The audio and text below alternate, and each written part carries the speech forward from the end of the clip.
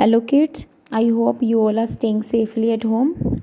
Kids, as you remember, we have started the lesson 2 of economics of class 9 People as a Resource. We have discussed up to investment, economic sector, economic activities, and qualities of population.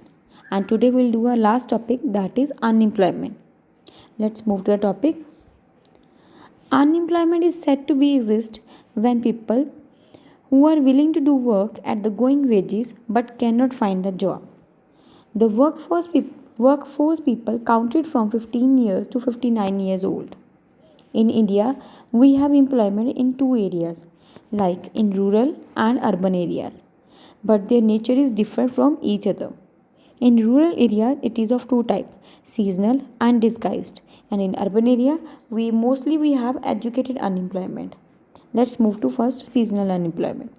Seasonal unemployment happens when people are not able to find jobs during few months of years, especially people who depending on farming, like in season of sowing, harvesting, weeding and threshing, the farmers are employed and certain months they do not have work to do. In case of disguised unemployment, people appears to be employed. Like this happen mostly among families members engaged in agriculture work. The work requires the work of 5 people but engage 8 people. The 3 people are extra. If we remove the 3 people from the field, the productivity will not decline. Second, now in urban areas, many youth with matriculation, graduation, and post graduation degrees are not able to find jobs. So, we can say that unemployment leads to wastage of manpower. People who are asset for an economy turn into liability, means turn into a burden. Hence, we can say unemployment has detrimental impact on overall growth of economy. Increase in unemployment is an indicator of depressed economy.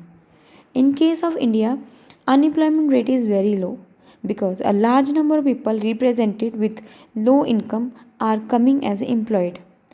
Can you remember how much did you pay when you asked him to mend your shoes or slipper? I know it was that was very much less. Now, let's read a story to understand how people could become an asset for the economy of village. As in this village, several families met their needs making clothes by farming and by teaching their own children only. One of the family decided to send his one of his son to the agriculture college. After some time, he became qualified engineering student and came back to the village. He proved to be creative as he designed an improved type of plough and which was increased the yield of wheat. So now, family in village sowed surplus wheat in nearby village and requested to and earned good profit. Inspired by his success, all family requested to Panchayat to open a school in the village.